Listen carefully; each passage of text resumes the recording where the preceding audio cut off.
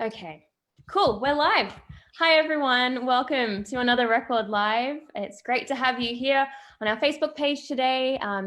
Another conversation about culture and faith, and specifically today in commemoration of Marriage Week. Jared, it is Marriage Week this week, right? I had a look online and it is Marriage Week in Australia, I think. And not only is it special for that reason, but our special guests, I believe, had a special marriage milestone this week. Yay. Yes, congratulations, you two. How many years this week? 9 years. 9 years. But we've been together for 13 years. Yeah. 9 years married on Tuesday, the 15th of September. Yeah. Very awesome. Amazing. Does it feel like a long time, or that it's gone by like super quick? It's quick. Were you going to say long? No, it felt quick. No, it would have been awkward, So but long. no, it's been good. Good. So, speaking of special guest, Jared, we haven't actually introduced our special guest yet. So, Ray and Chantal, do you want to tell us a bit about yourselves, where you're from, what you do? For those who don't know you, let's be honest, most people do, but for those who don't. We are Ray and Chantal, and we are married. And that's a good start. I'm originally from, I'm Samoan heritage. That's mum and dad, born in New Zealand, and then raised majority of my life in Australia.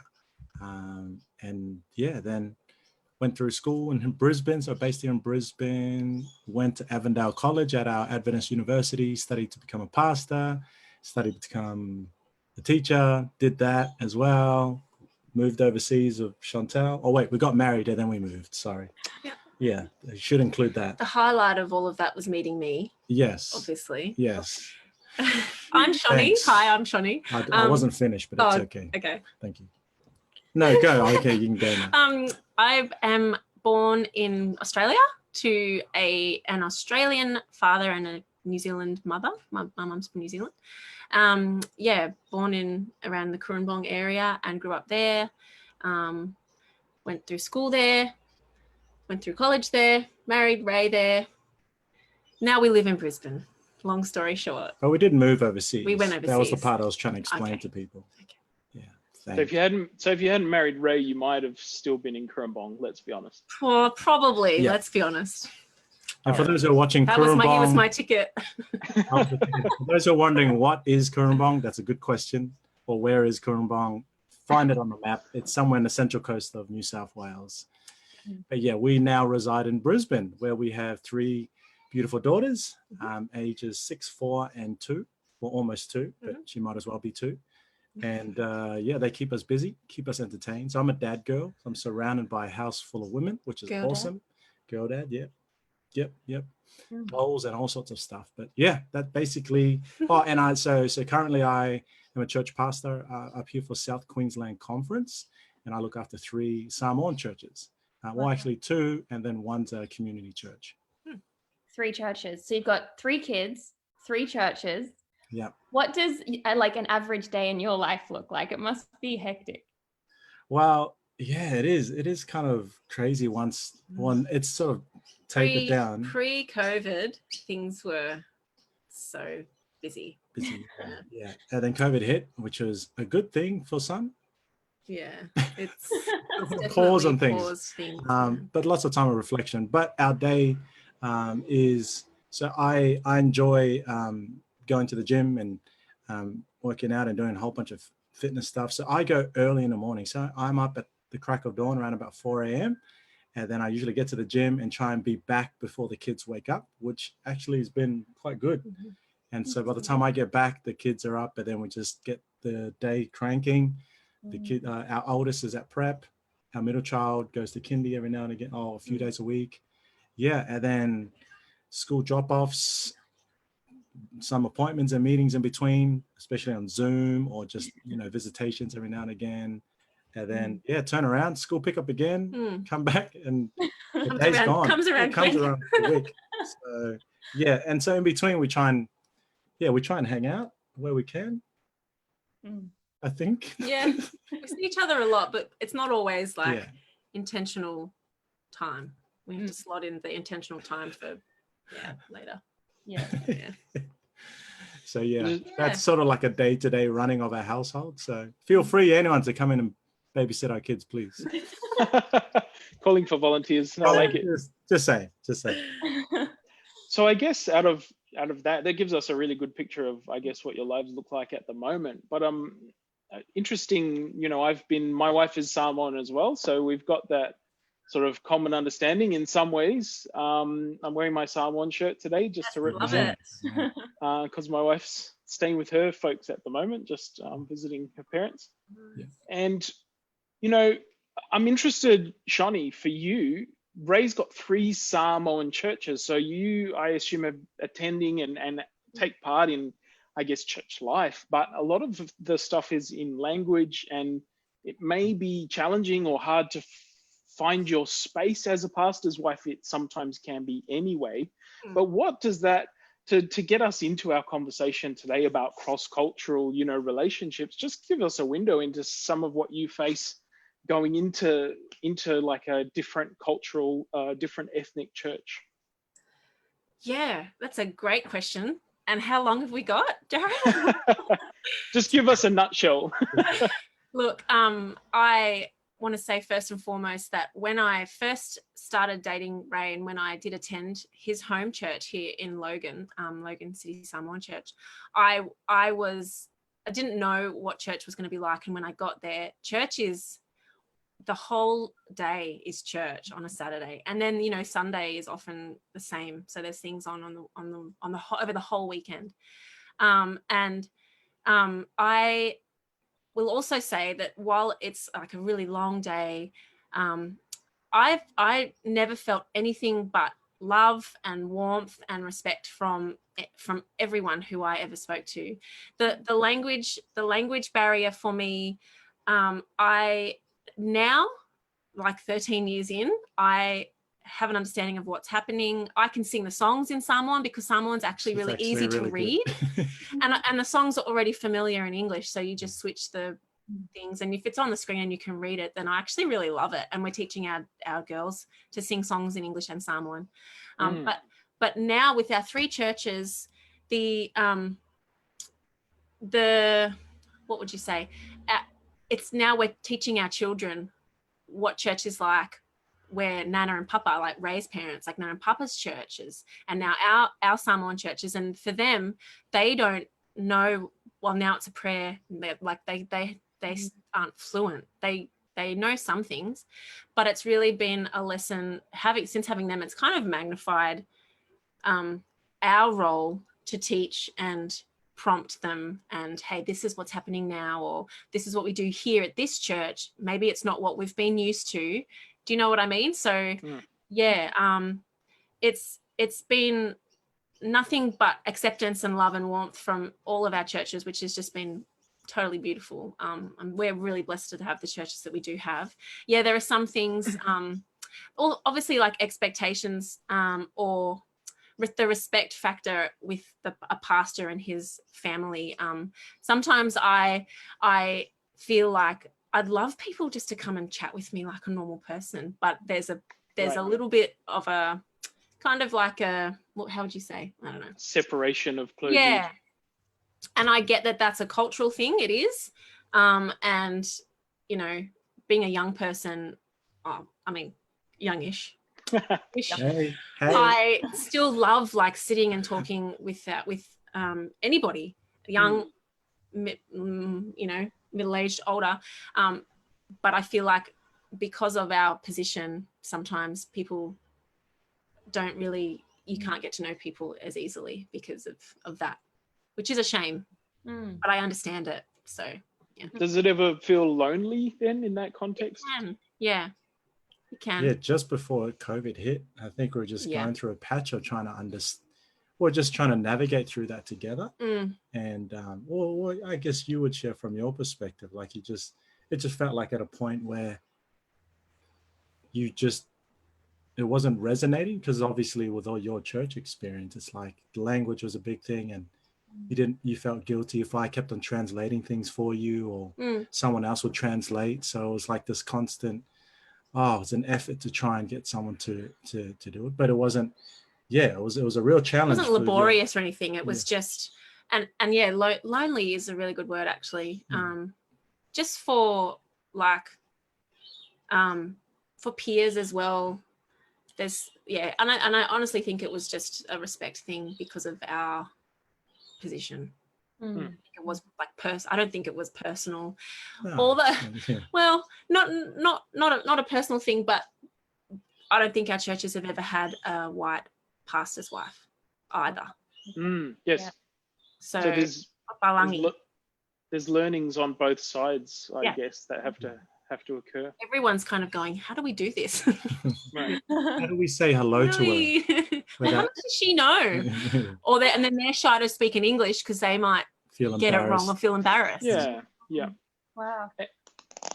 And there's generational things, I guess, as well, Ray. Even with younger Samoan pastors, I've noticed, as opposed to an older Samoan pastor who might be much more embedded in the culture or used to the culture. With you growing up in Australia and New Zealand, it's maybe not as native to you as well. So there's a generational challenge sometimes that can creep in that everyone has to navigate, I suppose. Absolutely. And I think just because I'm second generation, and so it's interesting coming back to Brisbane where I grew up.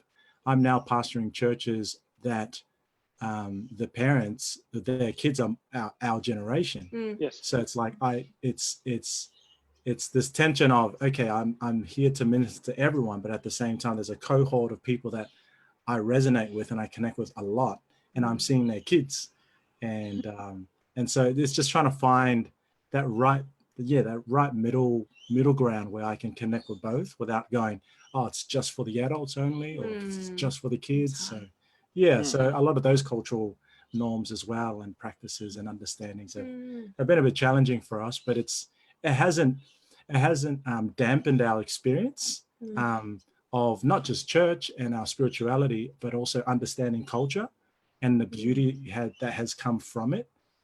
So that's kind of cool. I love hearing like your positivity towards it. First of all, that's really great. And also it seems as though the people from the Samoan churches are very like welcoming of you, Shani, as you were saying. They really do try. It's not like they pretend you're not there or anything. But we actually got a comment from someone who wishes to remain anonymous on Instagram this afternoon, who says, what if your family or, insert whatever here, your church, your community, are not happy with your relationship because of cultural differences? Have you guys come up against anything like that in your experience or know anyone who has?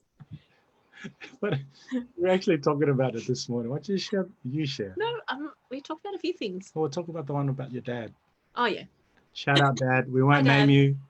I don't even know if we told him we were doing this. No, it's all right. Now you'll find out. So my dad is our number one supporter. Yeah, I'll just say that he's the first. Man. He's the number one fan.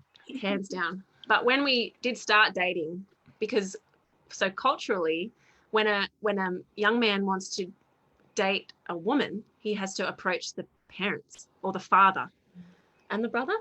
Just everyone. Anyone who's approach the village. So Ray did that, and it was beautiful. He talked to my dad. He talked to my mum as well. I said, if you talk to dad, in my family, if you talk to dad, you've got to talk to mum. That's how we work. That's family culture, right? So then he talked to my brother too. And that was the Samoan part. And that's the guy that you're the most afraid of, actually. Yeah. The girl's brother. It's like if the brother doesn't like you, good luck, Us. So yeah. It was all good. He was all good. So Ray goes and asks everyone, and everyone's cool. But then I did sit and I talked with my dad, just the two of us. And my dad's done a lot of ministry in a lot of different cultures. He's worked in New Zealand. He ministered in Fiji. He's ministered in the US. So he's done a lot of cross-cultural ministry. Has a lot of Pacific Islander friends, really good friends, beautiful friendships that have lasted decades. He's still friends with a lot of, But he did say to me, he said, Sean, like, Ray's a good guy. He said, but honestly, I haven't seen a lot of these relationships last. And kind of stabbed me in the heart. And I was just like, okay. But he was just being honest and from his experience. And he, side note as well, when you go to ask the parents for permission to date, you're really asking, this is going to be a serious long-term thing. This is eventually going to lead to marriage. So Dad's radar, he knows that. So he's not just saying, oh, this is just a dating situation. This is serious. So Dad's first sit down chat with me post Ray asking for permission was, hey, yeah, but these things don't, and the close people that he has been in contact with, they haven't lasted. So that was kind of like, I was like, okay, I think I did share that with you, just that was Dad's like initial advice. Yeah. And I took it okay. Like I just was like, yeah, that's okay. And I think a big part of that learning for me as well, and just being aware of the cultural stuff as well, was that, you know, until you get to know something or someone, like that's just what their perspective is. And it's may not always be a good thing. Could be a bad thing. But one of the stories that I wanted to share as well, with obviously with what you were asking, Mary Ellen, one of the first things I did to sort of introduce myself to this was awesome. the family. Again, it was something that I'm used to, so I wasn't trying to force my way into it. So Shani takes me over to her parents' house, and I think we're about to have dinner or something like that. We had dinner. We'd finished. Oh yeah, finished. Everyone's like, and then obviously I was just, I was like, oh, I need to do something. So I went to her mum. I said, oh, do you have the vacuum cleaner? She goes, oh, what's it for? I'm like, oh, I just got to do a bit of vacuuming before we head off. And her eyes just lit up. I was like, okay. She's like love heart emoji. Then I just started to vacuum, and then I helped wash the dishes. But it was just a natural response. Obviously, in our particular culture, like you have to clean up and make sure that the parents are not really doing as much. Like as kids, you want to make sure that you're doing the chores. You're really helping around the house. And it wasn't until after, on our way home, well, you say what Mum said to you. She was just like, Sean, when Ray came and asked me for the vacuum cleaner, I was like, this is amazing. This is the one. This is the one. Well, confession, that was the first and last time I picked up a vacuum cleaner. I don't think he's vacuumed since. No, I have. See, my mum would have been upset, like looking at the house, like, is the house not clean enough? Does this guy think my house isn't clean? Could have easily gone one of two ways. Yeah. That's what I'd be freaking out about. Yeah. Well, see, I found a similar experience difficult because I was almost seen as a guest at Lena's family and wasn't allowed to help. So I wanted to be with all the kids who were helping, not with the olds, but sometimes they would sit me at a table with all the old men, and I just felt so like a fish out of water there because I was like, I want to hang out with the cousins, with the young guys, but I'm not allowed to do anything. And it's just like, and then you might feel sometimes like they don't know if you can do the things that you want to do. Sometimes I think, do they think I can't cook or can't clean? I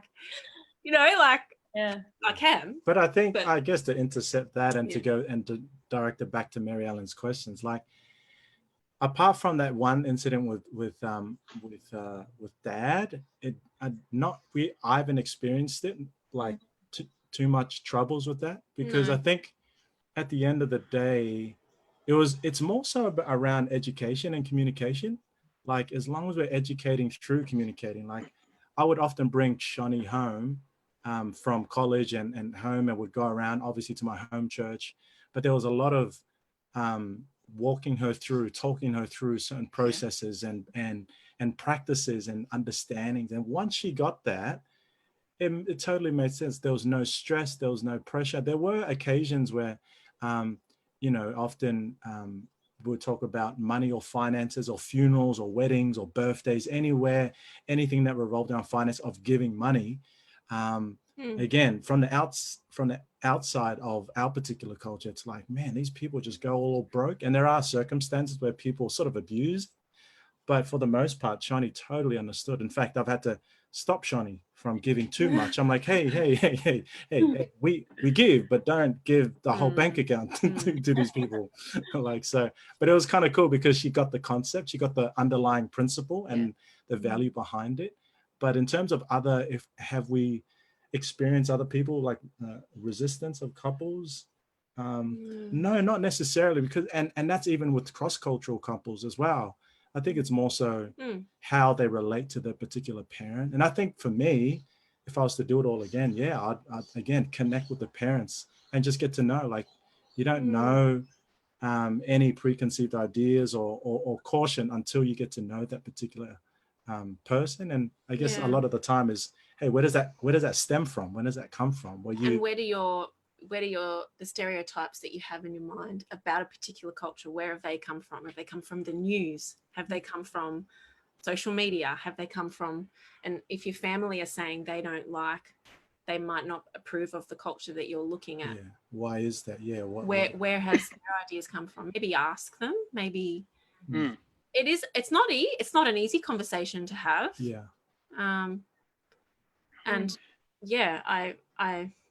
But I don't think I wouldn't change anything about the way that kind of we got together and the way that I've been educated, as well as Ray being educated. It's been like, both sides. I think in answer to our viewers' question as well, Mary Ellen, like everyone that gets married, I feel like is going to have a family of origin that has a different culture.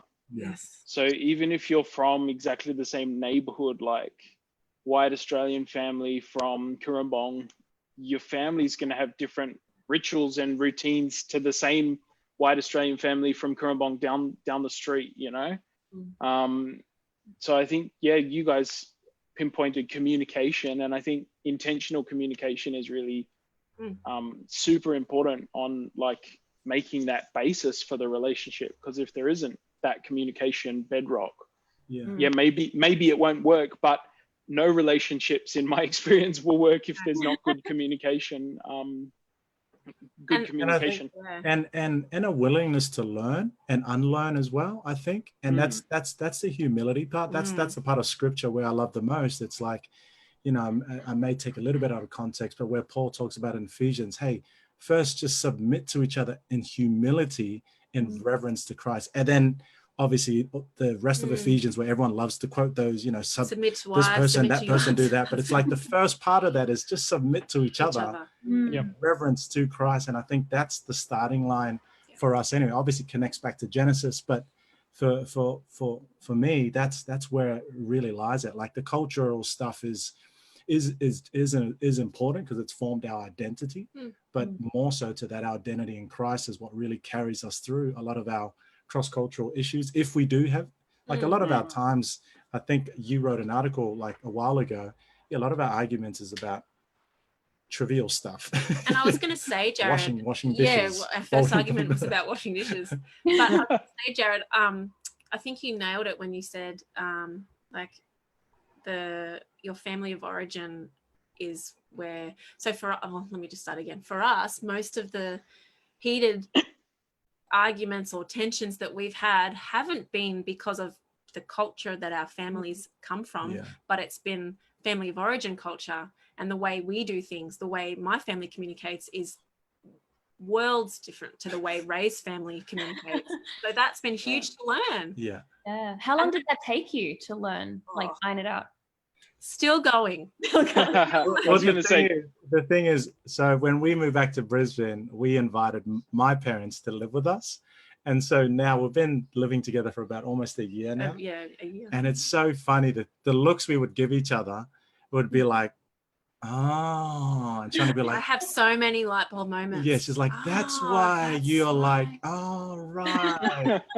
So again, it's again based on this family of origin thing. And so I think anything that has to do with culture, like our two, like my family culture, heritage culture has, that really doesn't creep up at all. Like there's just a general understanding because of the education piece, and also I think as well is accepting what we want, what we would like to see in our family. If culture is important to me, then you would see that in my family. If it wasn't, then I'll be like, you wouldn't know. But because it's just as important for her, when Shani articulates to me, it's like, I want our kids to know that they are Samoan kids as well. So I want you to not be ashamed or to try and embed that in them. And so, yeah, that's been like a challenge, I think. My 4-year-old speaks better Samoan than but they don't see that daddy looks different to mummy. Like they don't see color. It's like this thing that's been going around. I don't see color with all the culture, all the racial stuff that's around at the moment. They're aware. They're aware. I think so. But they don't know any different. So when we say, which cousins? I say, we're going to see your cousins. They're like, which ones? And the kids are like, the brown ones or the white ones? The Samoan ones. Oh, the brown ones. Oh, the brown ones. Okay. You know, so they can differentiate. Bless them. And it's good because even within the types of cousins, whether it be first or second or third, there's also family practices, isn't it? Like within that culture, it's like, oh, these cousins are more like this and these cousins are more like this. And so they know what they can get away with. So there's some layers of layers. But the I guess their presence in our lives has really highlighted what we really want to embed in them as Samoan Australians. Pass on. What can you pass on or give to them out of the both cultures? Yeah. What can we pass on?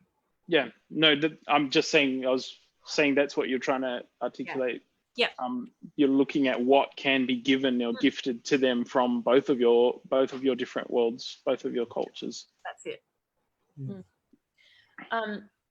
We've got a few comments here. We've got a lot of viewers actually. You're very popular, you two.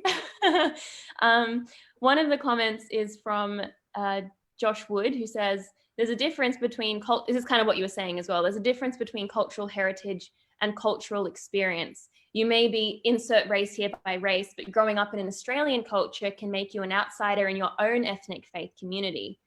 I think that's a really interesting comment, and it's probably something I'd ask in context of your girls, because obviously they're half Samoan, half Australian, and they're growing up in an Australian culture. And I know that Jared has talked to me before about like his experience in Samoan churches and watching like children who are Samoan in an Australian culture not really feel like they're part of either, if that makes sense. So how do you navigate that with your girls? Obviously you educate them, but have they sort of woken up to that fact yet, or are they still too young? I think they have. Oh, they have. Yeah, they're pretty cluey now. But I think a lot of it as well is how we model it. And so, for example, like we teach our girls, hey, there are our blood relatives, and then there are close family friends who you can call auntie and uncle. And so in my particular culture, that's a normal thing. Auntie, uncle, that's my cousin. And so sometimes we would go out. This is when I think even the girls were a little bit younger. Like any brown person, they would see, they're like, uncle, auntie. Our baby still does that. Our baby, auntie? Who Janice is like. Actually, she calls every adult auntie. Yeah. But it's so funny because for some people, it's a shock. They're like, oh, shouldn't she be calling me someone like by my first name? And so for us, it's a model of inclusivity. Like we really want to embed that value in them. And so, yes, they understand daddy and mommy are two different colors and their cousins are, the one is all, white cousin, like blonde, blue eye, and some of them are green eyes, and the others is like, my color or even darker, and they look slightly different and a bit more rounded. We just really want them to feel it, like the question says, you don't really feel belonging in either culture or context. And that is honestly probably my biggest fear, is that they would not know where they fit. And because kids can be mean to each other too. So like some kids might say, you're not Samoan because you don't look Samoan. And then some kids might say, well, you're not white because, your dad's brown, and the things that they say to one another, or the things that they might hear. But I think when so like to address the question was like, how do we model it? By the friends, the close friends we keep, and also the family members we connect with. So if they see that mom and dad are connecting with uncles and aunties and family friends of all different colors, like it's like, oh, that's normal. We didn't know that dad and mom only hung out with one particular color or cultural group. Like we have friends this weekend that we're going to who are Australian. The week before, we connected with people who are Samoan. So for them, it's like, oh yeah, that's just a normal thing. Like they don't have to choose. They don't have to feel like they're a little bit, a bit different. But yeah, I think modeling by how we connect with other cultural groups as well is super, super important. And I think it just shocked me that how much my 6-year-old can retain and understand. So I'm like, wow, you are like a sponge. And so learning to again, educate and just talk to her and said, hey, sometimes people may not necessarily, think of it this way, but how much do you share? How much do you educate? Well, it depends on how well you know your kids really. And what questions they ask. What questions they ask. Yeah. Wow. One thing that's interesting to me, and you mentioned this before, so Jared wrote an article, for those who are watching, a couple of years back, was it, Jared? Yeah, a few years ago. We'll put it in the comments we'll so link that it. you can check it out. Yep. But one of the sort of phrases that is in there is there is undercover inequality tolerated to protect our young people from marrying the wrong person. We must examine our attitudes and make sure we are not subconsciously using religion to propagate human prejudice and bias. Now you're talking about, the kids who will say, you're brown or you're white or you're neither or whatever. But I feel like sometimes as adults we do that, but under the guise of like something else. In this case, maybe it's religion. And Jared, you could speak to this as well. Like, have any of you experienced negativity in like religious circles or bias towards sort of, cross-cultural marriage, but under the guise of something else? Yeah, like I might jump in here and just give a bit of context for that article so that you guys can then sound off on it, because I've said enough and you guys can all read my article that I've written. I've shared the link in the comments there, but I feel like I worded it quite carefully because I was trying to appeal to those people who may be intolerant to cross-cultural marriages. I think that does exist in religion and in the church, and we use it to justify it. And the quote that you mentioned there, Mary Ellen, used the word like prejudice. I'd like to say probably in this climate, a better word would be racism. I think we have undercurrents of racism that still exists in the church.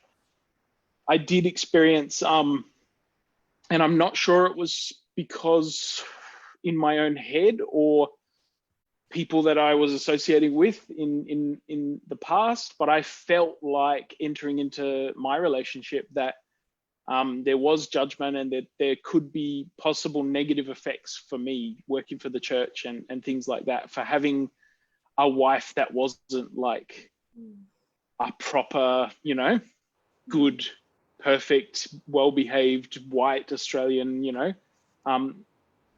I'm not a pastor, but I'm working for the church. So like a pastor's wife sort of cookie cutter model that people might have opinions about. And I had to wrestle with that. And that was part of the reason I wrote this article, because I wanted to answer for myself, the question, people misuse the Bible all the time to say that, for example, God separated the nations. And so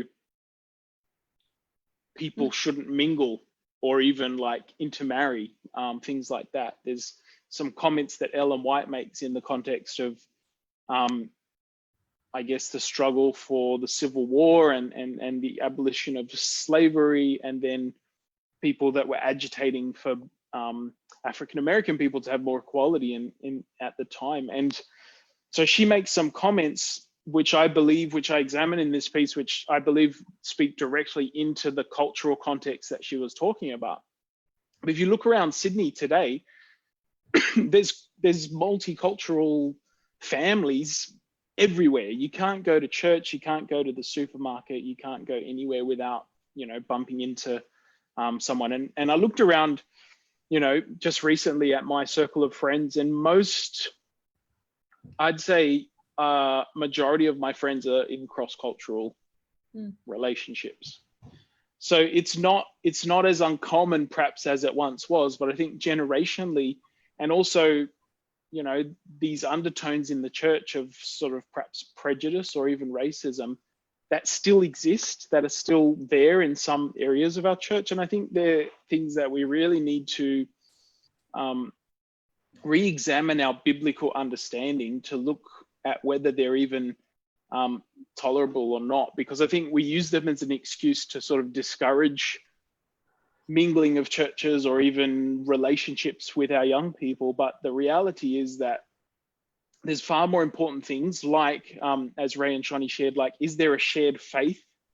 Is there a shared belief in Jesus? And is the identity of this couple, both parties, anchored and embedded in Christ? Because if they're in Christ and God's taking them on this journey, if the Holy Spirit's moving in them, then they're actually right where they need to be.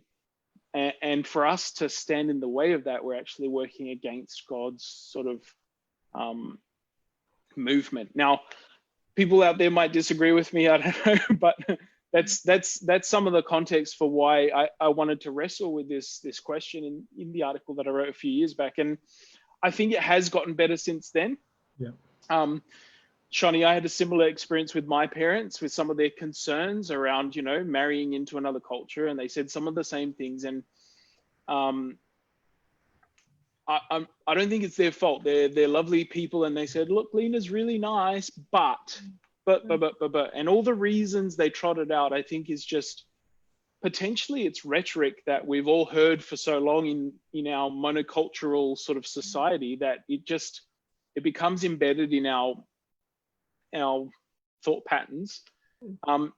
But I think if we don't examine some of those thought patterns and even stand up against them and challenge them, then we're actually going to be propagating prejudice to the new generations that come after us. And if we don't sort of teach and preach a biblical understanding of marriage and what the most important things in marriage are, and how everyone's going to have issues if they don't communicate, if they're not anchored in Jesus, and if they don't have the shared sort of dreams and visions, regardless of their family of origin, cultures being completely different, because we all come from different families. Like we've got to address that. We've got to stand up against that a bit more. I think one of the things that are challenging as well is that when I've experienced probably some of that, you know, preconceived prejudice or race, however you want to frame it. Like when I meet people, not of Pacific Islander heritage, of Australian heritage, and I get to know them, and they're like, "Oh, you're not like the other islanders." I'm like, "What do you mean by that?" They're like, "Oh, you know." And so, like, when I ask that question, "What do you mean by that?" they would suddenly realize what they've just asked. It's just like, "Oh, okay. Do we say that he's educated, or he's articulate, or he's lean, he's skinny?" Like all the typical stereotype that they would often assume or associate with the Pacific Islander, not of their fault, but they're like, "Oh no, it's just come out." Or sometimes when I'm speaking to people and I'm talking about my wife, and then Shani walks into the room, and unbeknownst to them, she's my wife, until I say, "Hey, this is my wife." They're like, oh, you know, there's this shock of like, okay, you know, or vice versa, where Shani has the girls, especially our middle one, and she was like really obviously Islander, and people or other women in the would go up to Shani and said, "So what was is her dad from South America?" Where's the girls, the what's girls, the father's heritage? Or the girls have a really lovely complexion. Lovely tan. What are you trying to say? And switched now because our youngest daughter is white, like green me, eyes. Green eyes. So when Ray holds her, people look at me like, "Are you the uncle, the rugby player uncle?" I'm too skinny to be a rugby player. But I think, and the reason why I say that as a segue, it's like that's in society. That's not even within our church. So when we're trying to think, is it a spiritual, biblical thing? It's like the world is even struggling to categorize or trying to figure that out, let alone us as a church. But like you said, I think within our Christian and faith context, we should be at the forefront of going, "Hey, this is what this is what marriage is, and this is how, you know, how it can work, whether you're different cultures or not. And so, but so those were my experiences outside of the church, not so much in, because within our particular church, it's a very small network, so everyone knows everyone. But outside, I've definitely had those moments. Interesting. One thing we love to do here at Record is on Record Lives particularly, is to be as practical as possible. And you guys have shared some awesome tips, which I am very grateful for personally, because I'm getting married at the end of the year. And and unlike Jared and Lena and yourselves, Josh, my fiance, is white, but he comes from a Serbian household. You know, his parents have Serbian accents. It's a bit less obvious, but there are definitely cultural differences there and things that are kind of surprising, and different language barriers and all that. What would your advice be, having been through this and obviously being great friends because you've got such chemistry on camera? It's amazing. I want your marriage in 9 years. What advice would you give to someone like me who's about to step into this cross-cultural marriage space? You know, how do you communicate? What are your top tips? And Shani, go. Oh, that's a really great question, and I'm so excited for you. Yeah, you're so probably excited. better. You can probably give more than, I don't know. I have a few ideas, but you make it sound better. I just think getting ready for your marriage is like planning the best party you could ever think of for your wedding, sorry. But then like, I feel like when we got married, we were ready for the wedding and we thought we were ready for the marriage. And then the marriage came and it was the best ever. But there were so many things that I hadn't really planned for in my mind. One of them is just really good communication. Yeah. And I know we've like hammered that topic a lot today. But if you're not communicating and like effectively, because you can talk, but you might not be communicating effectively. Yeah. So knowing how you best communicate with one another. I just keep thinking we're really blessed. We have some beautiful young couples who we've been able to do some marriage counseling with, and we do it as couples, which is really cool. Yeah. And one of the things that we've been talking about, they're a cross-cultural couple. They too. are. Yeah. Well, they've both been. Both have yeah. been. Yeah. Go us. But I think I don't know. Tips. You got to sub in for me because there's so much coming to my mind. High five. All right, my turn. I think, be willing to keep learning, and just be a sponge. And like I said, I think I always go back to Ephesians 5. Just be humble. Just go. Okay, this is a learning moment for me, a learning opportunity. Like it's not always easy. Like it was just as hard for me as it was for her. Although you've heard a lot from Shani, but me just trying to learn Western ways. Like it's one thing to sort of see it and from afar and go, oh, that's kind of cool. But now being in a relationship with Shani, I've had to learn a lot of new habits and traits and practices. And for me, I was always asking questions. Sean, why does your family do this? Is that what all, and excuse the sort of the bland language. I was like, is that all what white people do? Like white people do that? And she's like, no, they don't. I'm like, oh, and then I would say, oh, we would just assume, like as a Pacific, oh, we just assumed that all white people did this. She's like, no way. Like I was like, oops, sorry. I need to unlearn that, And so there was this constant communication of like expectations of her, of my understanding of what her culture was like, and vice versa as well. And we would be in fits of laughter once we understood why I would think, Like, for example, this is just a real trivial one. But growing up, I thought that only white people had automatic cars and they were rich. Like, I don't know why. I said, are all white people wealthy and have automatic cars? Because if you had an automatic car, it meant that you're rolling in it. So for those, so I'm like 36. So this is like, in the 90s where you still, and because we had moved from New Zealand to Australia. So again, going from a country where I was used to seeing people of my color, and then switching to Australia back in the 90s, it was like, I'm the minority. This feels really weird for me. And so I was always asking questions. I didn't have any really white friends. I just found whoever was the closest color to me. You're my friend because I have resonance with you. So, so then obviously as I got older and going to school and having different friends, you know, of different backgrounds, had so many questions. And so it isn't until I got to know Shani that I could finally ask all the troubling, traumatic questions I had in my mind about all the cultural stuff, and got a lot of good answers. And Mary Ellen, I was just thinking about you, and it's Josh, your fiance.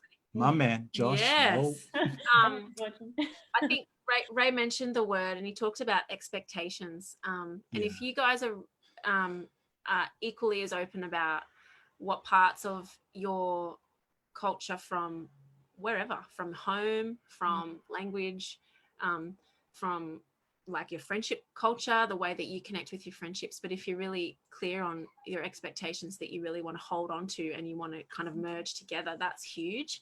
And there'll be some things, like for Ray, there've been a lot of things in his culture that he doesn't really want to bring into our home. And he's been pretty clear about that. And I've asked questions about some things, some practices, and we mentioned things about, you know, the giving of resources. That can be money, it can be food, it can be anything. But there's always extremes of the culture. Yeah, there's always extremes of any culture, really, that you don't want to. And there's beauty in everything, in all parts to some extent. And I think knowing what your partner expects of you in those very specific cultural like moments is really important. Otherwise that leads to like big arguments, because if you don't know what they expect and they don't know what you expect, then that's the challenge. That's really cool that you mentioned that, because it's kind of clarifying what communication is, as opposed to just like communicate well, but like how, but expectations. 100%. That's cool. I think expectations can be a real relationship killer if they're not communicated and they're internalized and unmet. If they go unmet but you've never communicated them, well, it's so partly your own fault.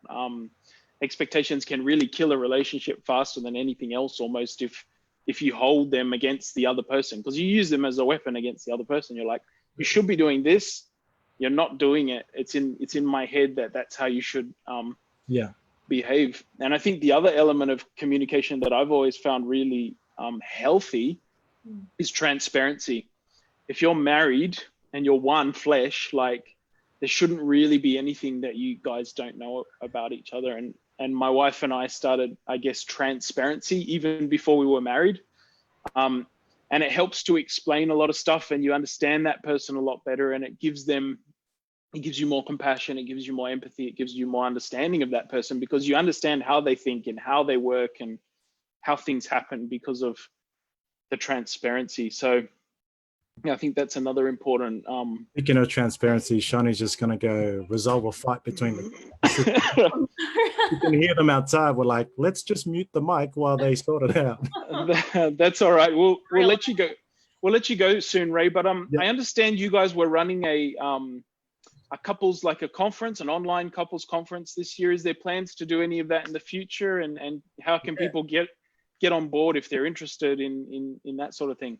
Yeah, definitely. There was a few ministers up here in the South Queensland Conference. We sort of just collaborated during, particularly in the peak of the COVID lockdowns and shutdowns. And obviously with all the research that was coming out between, the domestic violence at homes increasing and, because people are locked in. And so we just had a passion, had a heart to say, hey, let's create a space where we can help families or couples or relationships thrive during lockdown. And so we, created this online conference. We partnered with our particular conference, South Queensland Conference. So thanks to them for partnering with us. And so it was a 6-week block. It's like once we call it a date night. Every night, once a night was a date night. We had different speakers and presenters come on, and that was awesome. So we really found a lot of benefit in that. Overall, we had up to like over 30 couples from all over the place. So that was kind of cool. So we'll probably thinking of redoing it again. I know that Chantal had just done a women's conference, sort of similar as well. And we did a men's conference as a follow-up. So there's definitely opportunities. Everyone's interested. There's so many opportunities. And so it's a matter of saying, hey, if there's enough interest, we are going to do it. And because, not just interest, because there's a need. And so it's interesting because a lot of the marriage, the workshops that were presented for the resilient couples, they were all different in terms of diverse and at different cultural backgrounds, but not once did they ever talk about cultures like as the main thing of like the make or break of a particular marriage. Is just like, hey, what do you choose, like our own preferences? So that was a sort of an interesting fact.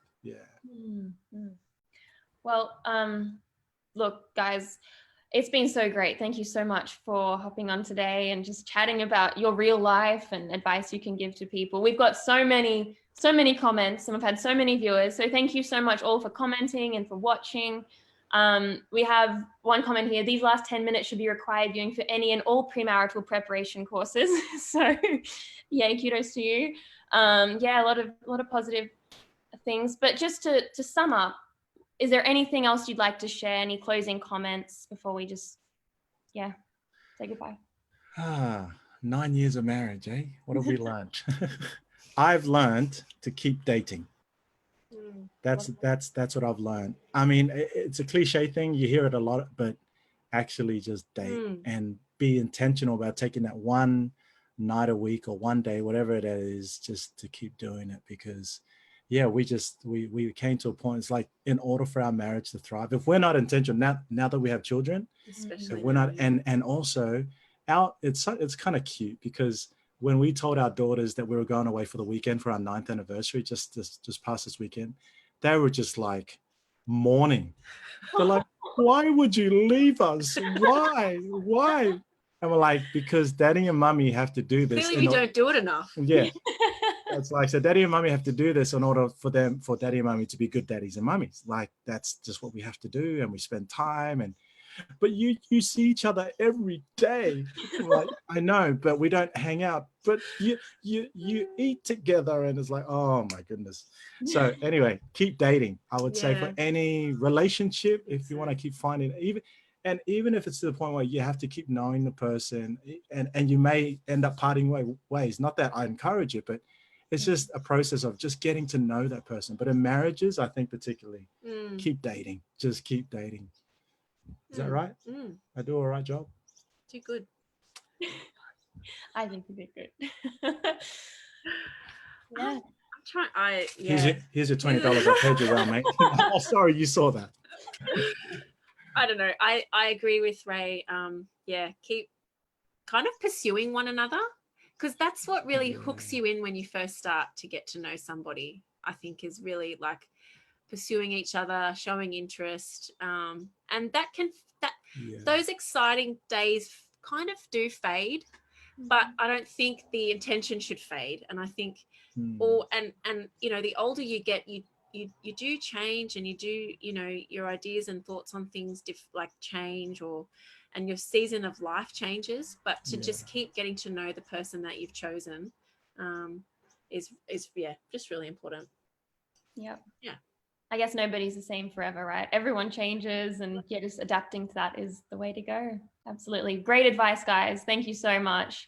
Thanks, Jared, for your thoughts as well. And it was just an awesome conversation. Thanks so much, guys. Yeah, cool. Well, we'll see you guys next week for another Record Live. Until then, all the best and have a great weekend.